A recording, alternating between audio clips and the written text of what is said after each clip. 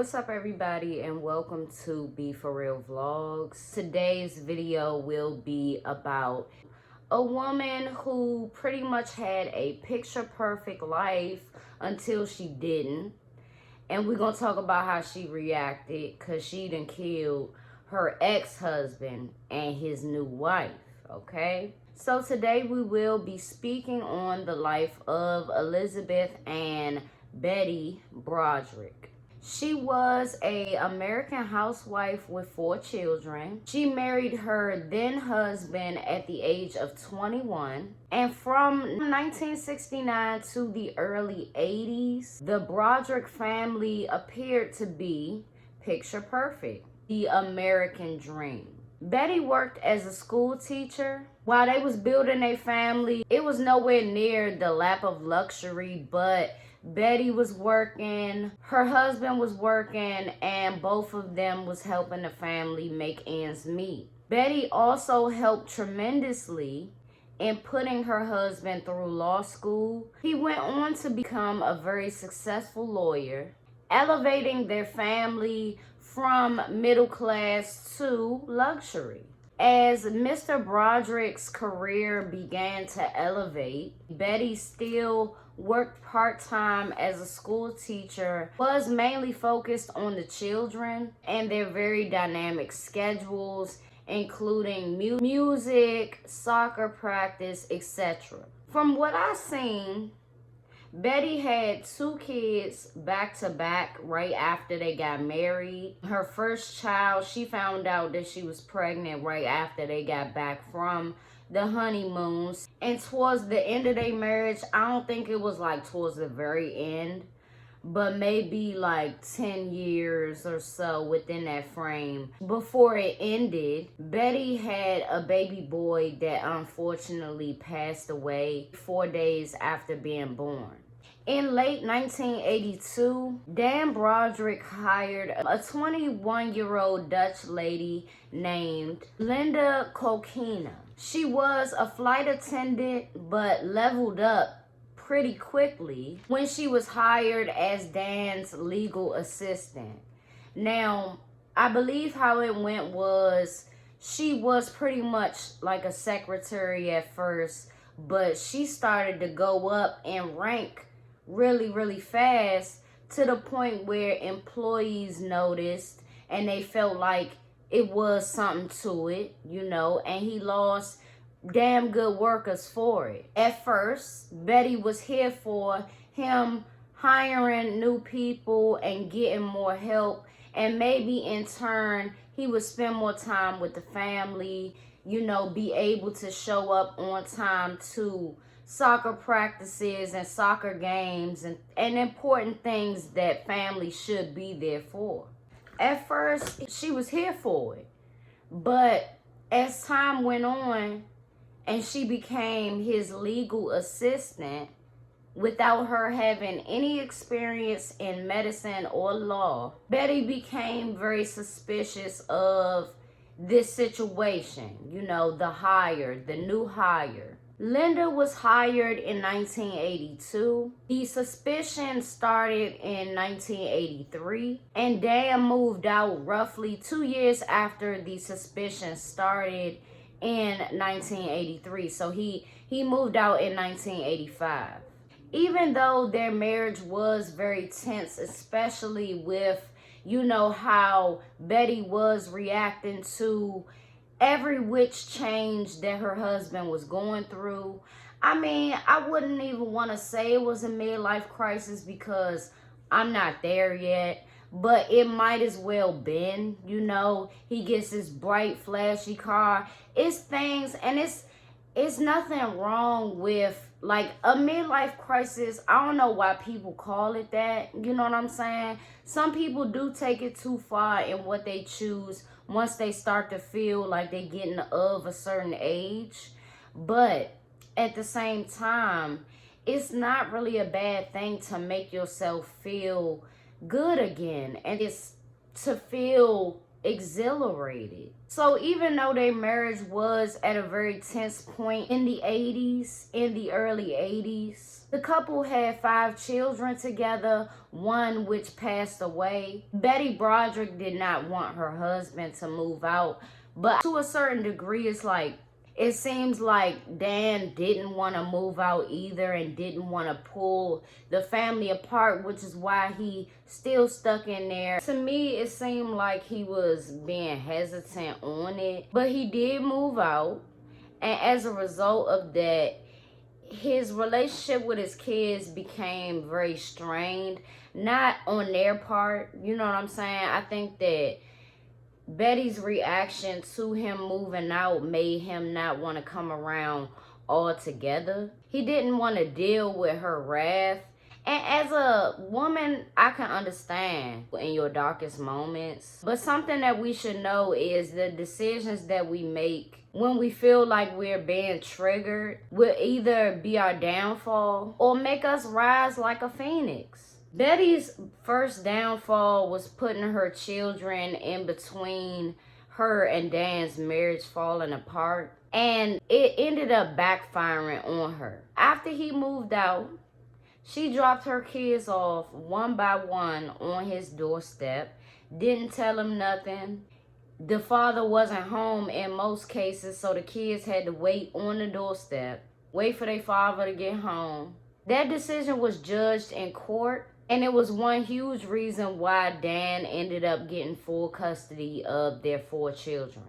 After their custody battle, there was a nasty divorce. Broderick versus Broderick became one of the most infamous divorce cases in U.S. history. This divorce was very long and drawn out. Their divorce battle lasted 4 years and left Betty very, very bitter. A divorce is supposed to be about closure, but I believe that it did the opposite for Betty. She claimed that nobody of status wanted to represent her in her divorce case because of who Dan Broderick was as a very prominent lawyer. He was also serving as president of the San Diego Bar Association. And from that, she claimed that his legal influence made her lose custody of her children. But here, as a woman and as a parent, I would say that she focused too much on the divorce and losing her husband, like grieving what once was, to the point where as a parent, she lost control. It's a lack of accountability on her part. I feel like, certain people have that view of, oh, this person is gaslighting me, that person is gaslighting me, and it's really your own actions that got you to where you are. She was definitely cracking under a huge amount of pressure. The divorce also resulted in the family home being sold. Betty didn't like that. He had already put her in a new home, but she didn't want to get rid of the family home because of all of the memories and things like that. That's what she said. Betty was slowly but surely losing everything around her. The security blanket that she was on, the financial stability that she felt, her husband of so-and-so years, her children, her friends. And I'm not saying this for anybody to necessarily sympathize with her because of what she did. I am considering all of those things to be a factor or several factors in this case of why she lost her shit. But the truth is, what went over a lot of people's heads in this case was the fact that Dan took something from her that she could never get back, and that's her youth. It's something about a woman devoting herself to her marriage and to her husband, to her family. You have X amount of kids. Do you know what that does to the body? Certain women get comfortable, in marriage where they start to lose their looks and things like that. Do you know what I see that isn't fair? She married him at 21. had kids with him, and got comfortable in marriage and in love, only for him to start messing with somebody that was around the age that she was when they got married. That's a slap in the face. It's almost like he pressed the reset button, as a lot of men do, but Betty couldn't do that. It's literally physically impossible. When people talk about a midlife crisis, they mostly talking about a man. And they mostly talking about the actions of a man. Oh, a new car, a new type of haircut. Maybe he going for a rock star look.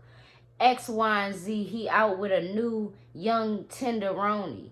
Betty could do the tenderoni. She could do the car.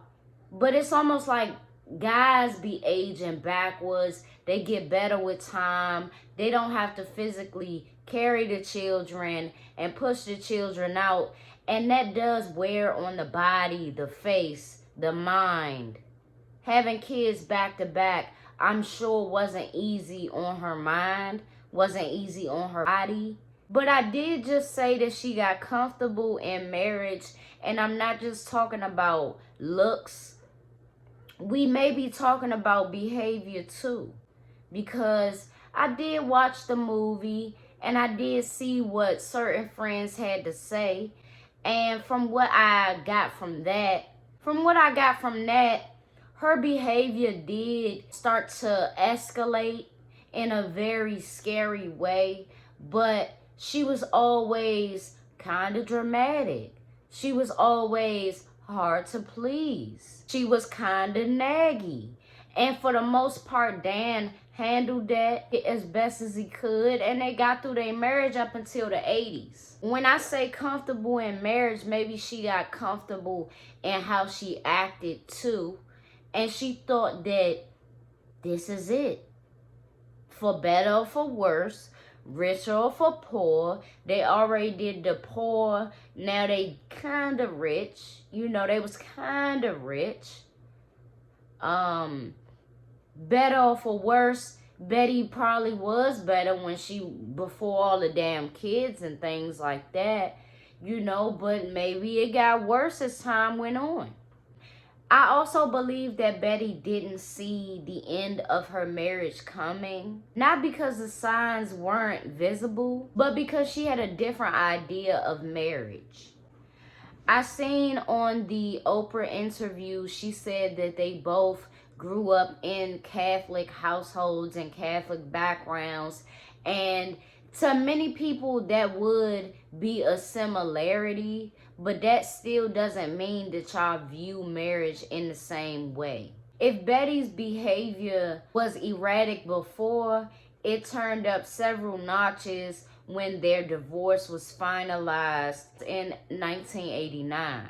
She started to leave several dozen voicemails on Dan's answering machine, cussing both of them out. She ignored several restraining orders that was put out against her by Dan.